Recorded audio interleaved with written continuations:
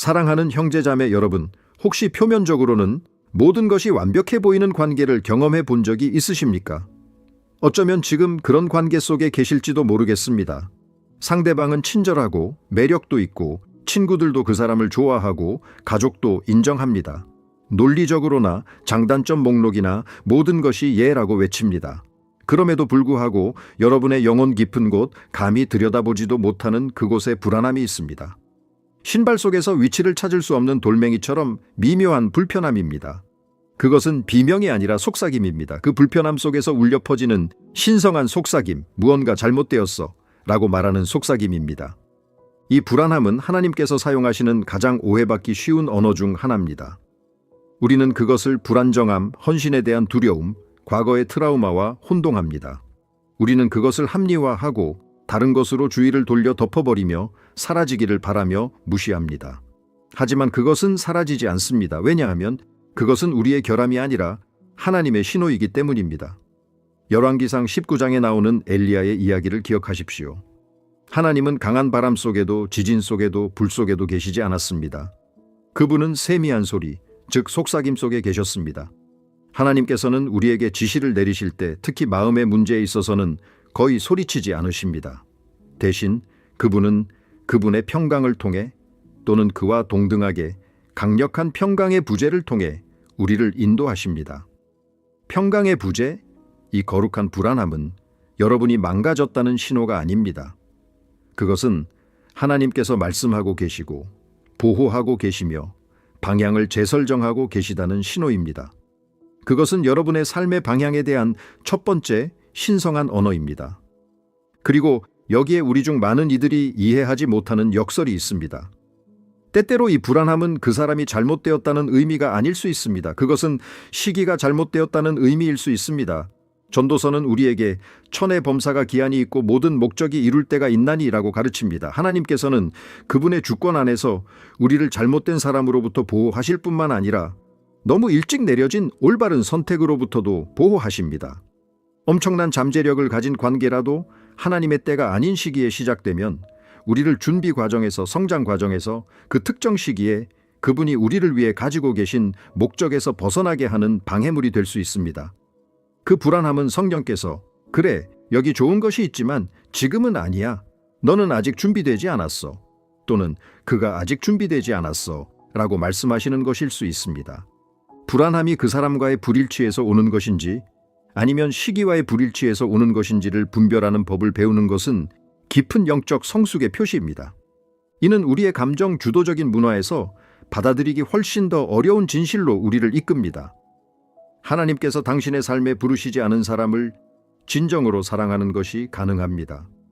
우리의 감정은 아무리 현실적이고 강렬하더라도 신성한 승인을 보장하지 않습니다. 위대한 C.S. 루이스는 사랑에 빠지는 것과 사랑하는 것 사이에 중요한 구별을 했습니다. 사랑에 빠지는 것은 영광스럽지만 변덕스러운 감정, 일종의 감정적 도취 상태입니다. 진정한 사랑, 즉 아가페 사랑은 확고한 선택, 인도받는 의지, 더 큰 목적과 일치하는 헌신입니다. 신성한 관계의 시험은 열정의 강도가 아니라 그것이 고린도전서 13장의 열매를 맺는지 여부입니다. 즉, 그 관계가 당신을 더 인내하게 만들고 더 친절하게 만들며 덜 시기하고 덜 교만하게 만드는지입니다. 당신은 사실상 당신을 더 조급하게 만들고 더 불안하게 만들며 하나님으로부터 더 멀어지게 만드는 사람에게 압도적인 열정을 느낄 수 있습니다.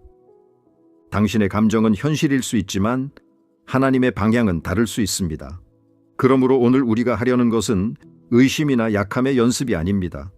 그것은 용감한 분별로의 초대입니다. 관계가 하나님의 뜻과 일치하는지 의문을 제기하는 것은 그 사람에 대한 믿음이 부족한 것이 아니라 하나님에 대한 깊은 믿음의 행위입니다. 그것은 잠언 3장 5절에서 6절을 사는 것입니다. 너는 마음을 다하여 여호와를 신뢰하고 내 명철을 의지하지 말라. 너는 범사의 그를 인정하라 그리하면 내 길을 지도하시리라. 신성한 명확성을 추구하는 것은 당신의 관계를 방해하는 것이 아니라 처음부터 끝을 아시는 분께 그것을 맡김으로써 가능한 한 가장 큰 진지함으로 그것을 존중하는 것입니다. 오늘 우리는 5가지 신호, 즉 어떤 길이 아무리 아름답게 보일지라도 그것이 우리를 위한 그분의 길이 아님을 하나님께서 우리에게 보여주시기 위해 사용하시는 5가지 영적 표지를 풀어낼 것입니다. 그리고 우리는 다니엘이라는 한 남자의 이야기를 통해 그렇게 할 것입니다. 다니엘은 우리 모두가 존경하는 그런 사람이었습니다. 깊은 기도의 사람, 교회 청년부 리더, 명확한 부르심과 불타는 목적을 마음에 품은 사람이었습니다. 그리고 그는 캐롤라이나를 만났습니다. 그들의 연결은 즉각적이었고 화학 반응은 부인할 수 없었습니다. 그녀는 똑똑하고 아름다웠으며 교회를 다녔고 같은 가치관을 공유하는 것처럼 보였습니다. 처음 3개월 동안 모든 것이 기도의 응답처럼 보였습니다. 친구들은 그를 축하했고 그의 가족은 그녀를 사랑했습니다. 완벽한 짝, 잃어버린 조각처럼 보였습니다. 하지만 그때 미묘한 무언가가 일어나기 시작했습니다. 기도의 시간에서 안식과 명확성을 찾던 다니엘은 바로 그 순간에 설명할 수 없는 불안함을 느끼기 시작했습니다. 관계를 위해 기도할 때 평강 대신 가슴이 약간 조여오고 혼란의 구름이 끼는 것을 느꼈습니다. 처음에는 무시했습니다. 그냥 불안감일 뿐이야 라고 혼잣말을 했습니다. 이렇게 좋은 일이 사실이라는 것에 대한 두려움일 거야. 그는 하나님의 속삭임을 자신 안의 결함으로 합리화했습니다. 그리고 첫 번째 신호가 뚜렷하게 나타나기 시작했습니다. 항상 그의 힘의 원천이었던 다니엘의 기도 생활이 짐이 되기 시작했습니다. 그가 하나님께 바쳤던 시간들이 캐롤라이나와 보내는 시간과 충돌하기 시작했습니다. 처음에는 건강한 균형처럼 보였습니다. 그는 그녀의 아침 인사 문자에 답하기 위해 경건의 시간을 15분 줄였습니다. 그는 점심 식사를 위해 그녀를 만나기 위해 예배에서 조금 일찍 나왔습니다. 하지만 점차적으로 태만이 자리 잡았습니다. 그는 항상 기도하고 낙심하지 말아야 한다고 권고하는 누가복음 18장 1절의 원칙을 어기고 있는 자신을 발견했습니다. 그 관계는 미묘하게 그에게 낙심할 타당한 이유를 주기 시작했습니다. 그녀의 메시지는 그가 말씀을 보는 바로 그 시간에 도착했습니다. 전화 통화는 늦게까지 이어져 다음 날 아침 기도하기 위해 일어나는 것을 어렵게 만들었습니다. 캐롤라이나는 명시적으로 그렇게 많이 기도하지 마라고 말한 적이 없습니다.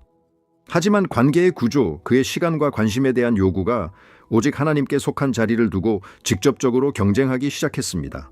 창조주와의 교제는 예전에는 기쁨이었지만 피조물에게 주의를 돌리기 위해 빨리 끝내야 할 의무가 되었습니다. 이것이 첫 번째 신호입니다. 하나님과의 연결이 그 사람과의 연결의 장애물처럼 느껴지기 시작할 때입니다. 곧이어 두 번째 신호가 나타났습니다. 다니엘의 목적, 그를 정의했던 열정이 희미해지기 시작했습니다. 예전에는 그의 기쁨이었던 청소년 리더십이 짐처럼 느껴지기 시작했습니다. 그는 설교할 기회, 수련회를 이끌 기회를 거절하기 시작했습니다. 왜냐하면 그것은 캐롤라이나와 떨어져 있는 시간을 의미했기 때문입니다. 그는 그녀가 최선의 의도로 정말로 매주 수요일과 일요일에 교회에 있어야 해? 우리 둘만의 주말을 가질 수는 없을까? 라고 질문했던 대화를 기억했습니다. 각 질문은 물방울이었고 그의 부르심이라는 바위를 서서히 침식시켰습니다. 그는 마태복음 6장 33절의 정반대를 살고 있었습니다. 먼저 하나님의 나라를 구하는 대신 그는 먼저 관계를 구하며 남은 시간에 왕국이 맞춰지기를 바랐습니다. 다음 세대를 준비시키는 것이었던 그의 삶의 목적은 미묘하게 둘만의 미래를 건설하는 새로운 목적으로 대체되었습니다. 그리고 여기에 결정적인 차이가 있습니다. 신성한 관계는 하나님의 목적을 수용하기 위해 당신의 삶을 조정합니다. 불일치 않은 관계는 둘만의 삶을 수용하기 위해 당신의 목적을 포기하라고 요구합니다. 그의 삶에 대한 하나님의 부르심은 덜 중요해지고 있었고 주요 제목이 아닌 각주가 되어가고 있었습니다. 이 두 가지 패턴이 자리 잡으면서 다니엘은 내면의 분열이 커지는 것을 느끼기 시작했습니다. 그는 두 명의 다른 사람이 되어가고 있었습니다. 캐롤라이나와 함께 있을 때는 화학 반응과 애정이 모든 것을 옳게 보이게 했고 그는 불안함을 잠재울 수 있었습니다. 하지만 혼자 있을 때 하나님의 임재 안에서 불안함은 온 힘을 다해 돌아왔고 그가 무시하고 있던 신호들에 대한 명확성이 그를 괴롭혔습니다. 그는 C.S. 루이스가 묘사했을 법한 점점 더 자기 자신다움을 잃어가는 사람이 되어가고 있었습니다. 루이스에 따르면 경건한 관계는 하나님께서 우리를 창조하신 모습 그대로 우리를 더 온전하게 만듭니다. 우리의 은사는 꽃피고 우리의 인격은 깊어집니다. 하지만 다니엘은 정반대를 느끼고 있었습니다. 그는 희석된 버전의 자신이 되어가고 있었습니다. 그는 야고보가 말하는 두 마음을 품은 사람, 그 모든 길에 정함이 없는 자였습니다. 이 내면의 전쟁, 반으로 갈라진 듯한 이 느낌은 그의 영혼이 그의 감정과 충돌하고 있다는 증거였습니다. 그는 아직 결정을 내릴 준비가 되어 있지 않았지만 패턴들은 무시하기에는 너무나 명확해지고 있었습니다. 그리고 이것은 우리를 더 깊은 신호들, 즉 들을 준비가 된 마음의 침묵 속에서 외치는 신호들로 이끕니다. 세 번째 신호, 그 초기 불안함의 가장 명확한 표현은 하나님의 평강이 지속적으로 부재하는 것이었습니다. 빌립보서 4장 7절은 우리에게 놀라운 것을 약속합니다. 그리하면 모든 지각에 뛰어난 하나님의 평강이 그리스도 예수 안에서 너희 마음과 생각을 지키시리라. 이 평강은 문제의 부재가 아닙니다. 그것은 폭풍우 속에서의 초자연적인 평온함입니다. 올바른 관계는 도전과 갈등, 어려움을 겪을 수 있고 또 겪을 것이지만 그 모든 것 아래에는 근본적인 평강, 즉 나는 올바른 곳에 있다는 느낌이 있을 것입니다. 다니엘이 느낀 것은 그 반대였습니다. 그는 좋은 직업과 겉보기에 건강한 관계를 가지고 있었지만 내면에는 끊임없는 불안감, 그를 내버려 두지 않는 동요가 있었습니다. 그의 마음은 쉴 수가 없었습니다. 파수꾼, 즉 그의 마음을 지키는 경비병 역할을 해야 할 하나님의 평강이 그 자리를 떠나버렸습니다. 이 평강은 그리스도인의 내적인 나침반입니다. 그것이 역풍 속에서도 하나님의 뜻이라는 북쪽을 확고하게 가리킬 때 우리는 올바른 길을 가고 있는 것입니다. 하지만 그것이 쉴 곳을 찾지 못하고 맹렬하게 돌 때 그것은 우리가 항로를 이탈했다는 명백한 신호입니다. 외부적인 번영과 피상적인 행복은 결코 내적인 승인과 하나님의 깊은 평강을 대체할 수 없습니다. 이는 우리를 네 번째 신호로 바로 이끕니다. 선지자 아모스의 수사학적 질문에 담긴 진실입니다. 두 사람이 뜻이 같지 않은데 어찌 동행하겠으며 이 합이, 즉 일치는 취향이나 취미를 훨씬 뛰어넘습니다. 그것은 근본적인 가치, 미래에 대한 비전, 그리고 무엇보다도 영적인 우선순위의 일치입니다. 많은 사람들이 고린도후서 6장에 멍게를 같이 매지 말라는 구절을 신자와 불신자의 결합으로만 해석합니다. 하지만 그 원리는 더 깊습니다. 두 신자가 그들의 헌신의 수준과 삶에서 그리스도의 중심성이 극적으로 다르다면 그들은 끔찍하게 불평등한 멍에를 메고 있을 수 있습니다. 이것이 다니엘과 캐롤라이나의 경우였습니다. 둘 다 신자였지만 캐롤라이나에게 신앙은 그녀의 경력이나 친구들처럼 삶의 중요한 부분이었습니다. 다니엘에게 신앙은 삶의 일부가 아니었습니다. 그것은 그의 모든 삶이 그 주위를 도는 중심이었습니다. 이 근본적인 불일치는 끊임없는 압박을 만들어냈습니다. 그들이 함께 걷기 위해서는 한 사람은 속도를 늦추거나 다른 한 사람은 속도를 내야만 했습니다. 그리고 대부분의 경우 영적인 중력은 덜 헌신적인 사람을 끌어올리는 대신 더 헌신적인 사람을 아래로 끌어내립니다. 신성한 관계는 두 사람이 동시에 같은 방향으로 같은 속도로 걸으며 서로를 하나님께 더 가까이 이끄는 관계입니다. 이러한 불일치의 필연적인 결과는 다섯 번째이자 아마도 가장 위험한 신호였습니다. 바로 다니엘의 점진적인 영적 정체였습니다. 히브리서 저자는 우리에게 성숙을 향해 나아가라고 권고합니다. C.S. 루이스는 한 번은 그리스도인의 삶에서 당신은 결코 멈춰 서 있지 않다고 말했습니다. 당신은 그리스도를 향해 나아가거나 그분으로부터 멀어지며 후퇴하고 있는 것입니다. 올바른 관계는 당신의 영적 성장을 위한 촉매제입니다. 그것은 당신에게 도전하고 격려하며 성숙으로 나아가게 합니다. 잘못된 관계는 당신을 마비시키거나 더 나쁘게는 당신의 진보를 후퇴시킵니다. 다니엘의 삶에서 나타난 지표들은 실질적이고 경각심을 불러일으켰습니다. 그의 성경 읽기는 불규칙해졌습니다. 성령의 음성에 대한 그의 민감성은 줄어들었습니다. 오래전에 이겨냈던 작은 죄들과 습관들이 다시 돌아오기 시작했고, 그는 예전 같았으면 경악했을 타협들을 정당화하고 있는 자신을 발견했습니다. 그는 잠언 4장 23절의 경고를 어기고 있었습니다. 모든 지킬 만한 것 중에 더욱 내 마음을 지키라. 생명의 근원이 이에서 남이니라. 캐롤라이나와의 관계는 그의 미래 성장을 막고 있었을 뿐만 아니라 그가 이미 쌓아온 기초를 부식시키고 있었습니다. 예수님께서는 마태복음 7장에서 궁극적인 시험을 주셨습니다. 그들의 열매로 그들을 알리라. 관계는 나무처럼 열매를 맺습니다. 그리고 신성한 관계는 당신의 삶에서 갈라디아서 5장에 묘사된 성령의 열매, 즉 사랑, 희락, 화평, 오래 참음, 자비, 양선, 충성, 온유, 절제를 맺을 것입니다. 자신의 삶을 돌아보며 다니엘은 캐롤라이나와의 관계에서 맺힌 열매가 다른 것임을 인정해야 했습니다. 그의 불안감은 증가했고 그의 인내심은 줄어들었으며 그의 자제력은 손상되었습니다.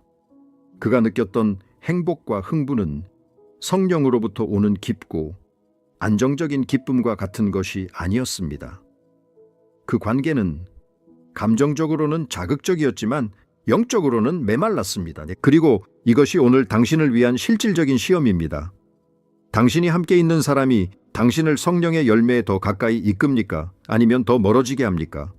그녀가 당신을 예수님과 더 닮게 만듭니까? 아니면 덜 닮게 만듭니까? 이 질문에 대한 답은 그 나무의 진정한 본질을 드러냅니다. 다니엘에게 있어 그 열매들은 그의 마음이 아직 받아들이기 힘들어하는 진실, 곧 절정에 이를 전쟁을 드러내고 있었습니다. 이것이 바로 분열의 해부학입니다. 우리의 마음과 영혼이 충돌할 때, 우리의 욕망과 운명이 반대 방향을 가리킬 때 우리 안에서 벌어지는 전쟁입니다. 사도 바울은 로마서 7장에서 이 싸움을 완벽하게 묘사했습니다. 내가 행하는 것을 내가 알지 못하노니 곧 내가 원하는 것은 행하지 아니하고 도리어 미워하는 것을 행함이라.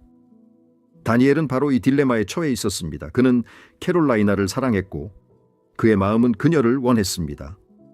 하지만 그의 영혼은 그녀에게 매달림으로써 자기 자신을, 자신의 목적을, 자신의 생명과도 같았던 하나님과의 친밀함을 잃어가고 있다는 것을 알았습니다. 그는 즉각적인 감정적 만족과 그의 영원한 목적의 성취 사이의 긴장 앞에 서 있었습니다.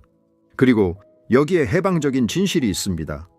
하나님께서는 그분이 직접 우리에게 주신 정체성과 부르심의 희생을 요구하는 관계로 우리를 결코 부르시지 않을 것입니다. 불일치 않은 관계를 고집하는 것은 마음을 완고하게 만들고 우리를 밖으로 인도하려는 신성한 음성에 귀를 막게 합니다.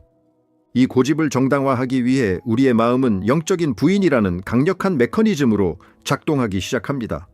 우리는 이미 마음이 결정한 것을 정당화하기 위해 이야기와 변명을 만들어내기 시작합니다. 다니엘은 모든 관계에는 어려움이 있어. 어쩌면 하나님께서 내가 그녀의 영적 성장을 돕기를 원하시는 걸 거야. 이건 단지 믿음의 시험일 뿐이야. 와 같은 상투적인 말을 되풀이하는 자신을 발견했습니다. 선지자 예레미야는 우리에게 경고합니다. 만물보다 거짓되고 심히 부패한 것은 마음이라 누가 능히 이를 알리오마는.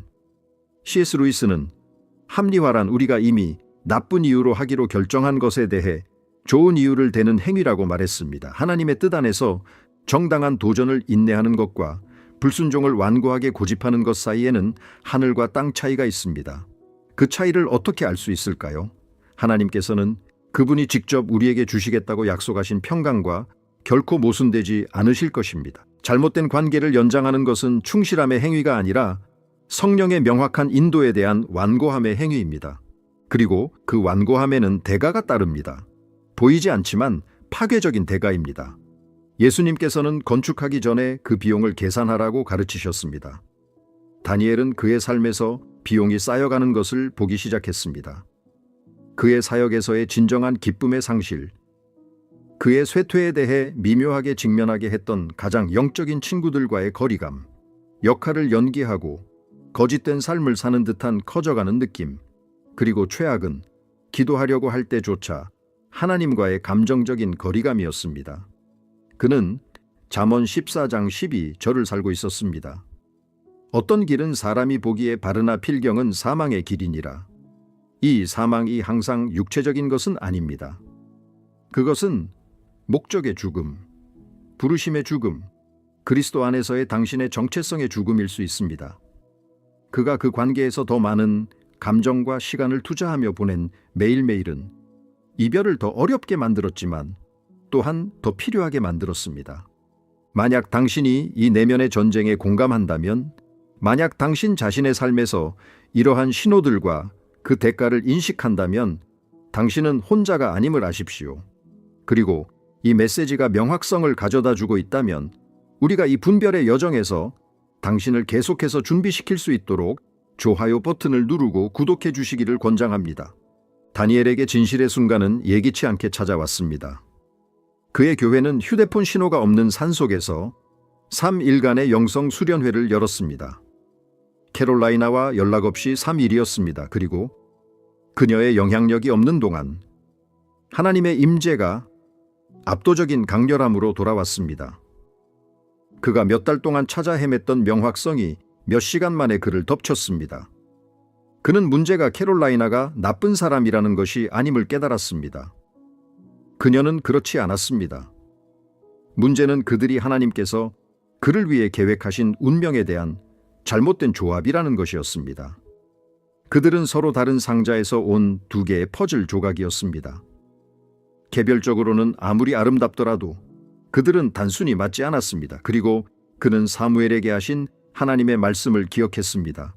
순종이 제사보다 낫고 그는 아버지의 뜻이 아닌 관계의 재단에 자신의 부르심, 평강, 하나님과의 친밀함을 희생하고 있었습니다. 마음은 찢어졌지만 깊은 평강 속에서 그는 결정을 내렸습니다. 그는 순종을 선택했습니다. 그 대화는 그의 인생에서 가장 힘든 대화 중 하나였지만 정직하고 평화로우며 존중하는 대화였습니다. 그리고 이별의 진정한 고통 속에서 그는 몇 달 동안 느끼지 못했던 평강을 발견했습니다. 고통의 부재에서 오는 평강이 아니라 순종의 임재에서 오는 평강이었습니다. 그리고 이것은 당신의 여정, 당신을 자유롭게 할 수 있는 분별로 우리를 이끕니다. 하나님의 음성과 두려움의 음성을 어떻게 구별할 수 있을까요? 예수님께서는 요한복음 10장에서 내 양은 내 음성을 듣는다고 말씀하셨습니다.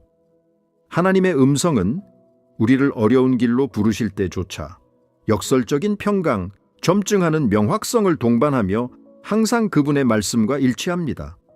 두려움의 음성은 광란적이고 혼란스러우며 만약에로 가득 차 있고 우리를 공황 상태에서 행동하도록 압박합니다. 두려움은 다니엘에게 말했습니다. 만약 네가 그녀를 떠나면 영원히 혼자가 될 거야. 하나님의 음성은 속삭였습니다. 나를 믿으라. 내게는 더 좋은 것이 있다. 실질적인 시험은 지혜로운 조언을 구하는 것입니다. 잠언은 우리에게 많은 조언자들 속에 안전이 있다고 말합니다. 하나님께서는 그분의 말씀, 그분의 평강, 경건한 조언자들, 그리고 상황이라는 여러 출처를 통해 그분의 인도를 확인시켜 주십니다. 이 결정을 내리는 데는 용기가 필요할 것입니다. 하나님께 불순종하지 않기 위해 누군가를 실망시킬 용기입니다. C.S. 루이스는 용기란 단순히 미덕 중 하나가 아니라 시험의 순간에 나타나는 모든 미덕의 형태라고 썼습니다. 예수님께서 마태복음 10장에서 명령하신 대로 무엇보다도 하나님을 사랑하는 것은 당신의 가장 가까운 관계의 시험 지점에서 시험 받을 것입니다. 하나님께 순종하기 위해 관계를 끝내는 것은 잔인함이 아니라 최고의 온전함입니다. 당신은 거짓된 죄책감, 나쁜 짓을 하고 있다는 느낌을 받을 수 있습니다. 하지만 다니엘을 기억하십시오. 그는 고통을 느꼈지만 후회는 느끼지 않았습니다. 진정한 동정심은 존중하며 끝내는 것이고 비겁함은 감정을 상하게 할까 두려워 연장하며 장기적으로 두 사람 모두에게 훨씬 더 큰 피해를 주는 것입니다. 잘못된 사람을 놓아주는 것은 하나님께서 당신의 삶과 그녀의 삶 모두에 올바른 사람을 데려오실 공간을 여는 것입니다. 그리고 때가 되면 명예로운 이별 과정을 추구하십시오. 로마서 12장 18절은 우리에게 지시합니다. 할 수 있거든 너희로서는 모든 사람과 더불어 화목하라. 다니엘의 대화는 모범적이었습니다. 죄책감 없는 정직함, 잔인함 없는 명확함. 그는 그녀를 악마로 만들지 않았습니다. 그는 단지 신성한 불일치를 인정했을 뿐입니다. 우리가 관계를 끝내는 방식은 우리의 영적 성숙도와 상대방의 여정에 대한 우리의 존중을 반영합니다. 그런 다음 경계를 설정하십시오. 치유를 위해서는 공간이 필요하며 두 사람 모두 자신의 삶에 대한 하나님의 계획과 다시 정렬할 수 있어야 합니다. 그리고 마지막으로 하나님의 주권적인 시간을 신뢰하십시오. 이사야 55장은 우리에게 하나님의 생각과 길이 우리보다 높다고 상기시켜 줍니다. 이별 후 다니엘은 8개월 동안 자신의 목적에 집중했습니다. 그의 사역은 꽃을 피웠고 그의 평강은 돌아왔으며 그리스도 안에서의 그의 정체성은 회복되었습니다. 그 혼자만의 계절은 벌이 아니었습니다. 그것은 집중적인 준비 기간이었습니다. 하나님께서는 그분이 영원부터 계획하신 것을 풀어주시기 위해 옳지 않은 것을 제거하십니다. 그리고 다니엘 이야기의 결말은 어떠했을까요? 약 1년 후 자신의 부르심에 집중하고 회복된 그는 소피아라는 여성을 만났습니다. 그리고 그 대조는 즉각적이고 인상적이었습니다. 소피아와의 관계는 하나님과 경쟁하지 않았습니다. 그것은 그의 성장을 촉진했습니다. 평강은 지속적이었습니다. 성령의 열매는 두 사람 모두에게 분명했습니다. 그의 영적 조언자들은 그의 영혼이 이미 알고 있던 것을 확인해 주었습니다. 그는 잠언 18장 22절이 묘사하는 것을 발견했습니다. 아내를 얻는 자는 복을 얻고 여호와께 은총을 받을 자니라. 기다림과 순종의 시간은 잃어버린 시간이 아니었습니다. 그것은 그의 준비 과정에 대한 투자였고 그에게 영원한 배당금을 가져다 주었습니다. 다니엘의 이야기는 동화가 아닙니다. 그것은 그분의 과정을 신뢰하는 자들을 위한 하나님의 표준입니다. 그리고 이것이 순종하는 당신을 위한 약속입니다. 예레미야 29장 11절은 단지 아름다운 구절이 아닙니다. 그것은 언약의 약속입니다. 여호와의 말씀이니라. 너희를 향한 나의 생각을 내가 아나니 평안이요 재앙이 아니니라. 너희에게 미래와 희망을 주는 것이니라. 하나님께 대한 순종은 결코 실제적인 손실로 이어지지 않습니다. 순간적으로는 손실처럼 보일 수 있지만 하나님의 경제에서는 영광스러운 현실을 위한 자리를 만들기 위해 환상을 제거하는 것일 뿐입니다. C.S. 루이스는 말했습니다. 하나님께서는 자신과 분리된 행복과 평화를 우리에게 주실 수 없다. 왜냐하면 그런 것은 존재하지 않기 때문이다. 먼저 하나님을 구하지 않고 올바른 사람을 찾는 것은 모래 위에 집을 짓는 것입니다. 그러나 당신이 주님을 기다릴 때 그분은 당신의 힘을 새롭게 하십니다. 그분은 그분의 것이 아닌 것을 놓아주는 용기를 존중하십니다. 그리고 지금 저는 이 영상을 보고 계신 누군가에게 직접 말씀드려야겠습니다. 만약 당신이 이 지속적인 불안함을 느껴왔다면, 만약 이 신호들이 당신의 영혼의 종처럼 울렸다면 간청합니다. 무시하지 마십시오. 조사하십시오. 하나님께서는 당신의 빛을 어둡게 하고 당신의 운명을 빗나가게 할 관계에 당신을 내버려 두기에는 당신을 너무나 사랑하시기 때문에 이러한 신호들을 통해 당신에게 말씀하고 계십니다. 예수님께서는 요한계시록 3장에서처럼 당신 마음의 문을 두드리시며 당신이 그분의 인도에 문을 열기를 기다리고 계십니다. 당신의 마음은 소리칠 수 있습니다. 만약 내가 틀려서 좋은 관계를 끝내면 어떡하지? 하지만 성령은 속삭이십니다. 만약 네가 옳고 아무것도 하지 않으면 어떡하지? 순종을 후회하는 것은 불가능하지만 불순종에 대한 후회는 피할 수 없습니다. 당신의 이야기는 아직 쓰여지고 있으며 예수님의 이름으로 제가 보증하건대 하나님께서는 당신이 상상할 수 있는 것보다 더 영광스러운 장들을 당신을 위해 준비하고 계십니다. 순종의 다음 단계를 밟을 용기를 가지십시오. 이와 같은 결정은 혼자 내려서는 안 됩니다. 성경은 우리에게 서로를 위해 기도하고 서로의 짐을 지라고 권고합니다. 저는 이 댓글 공간이 당신을 위한 기도와 힘의 공동체가 되기를 바랍니다. 이 메시지가 당신의 마음에 와닿았다면, 만약 당신이 이 결정에 직면해 있다면 댓글에 아멘이라고 써주시길 초대합니다. 그것이 믿음의 행위, 안락함보다 순종을 선택하겠다는 선언이 되기를 바랍니다. 그리고 만약 당신이 명확성, 용기, 앞으로 나아갈 힘을 위해 기도가 필요하다면 당신의 요청을 공유해 주십시오. 저는 하나하나 다 읽고 당신을 위해 중보할 것입니다. 여기에 지지 네트워크 용감한 마음들을 위한 안전한 장소를 만들어 갑시다. 제가 지금 당신을 위해 기도하겠습니다. 아버지, 이 영상을 보는 모든 사람을 들어 올립니다. 당신의 신성한 명확성이 모든 혼란을 흩어주시기를 구합니다. 아무리 어렵더라도 순종의 다음 단계를 밟을 용기를 주십시오. 당신께서 그들 안에 심으신 운명과 목적을 보호해 주십시오. 그리고 최고, 즉 당신의 최고가 아직 오지 않았음을 믿을 수 있도록 그들의 믿음을 더해 주십시오. 예수님의 이름으로. 하나님께 대한 당신의 예는 결코 낭비되지 않을 것입니다. 그 과정을 신뢰하십시오.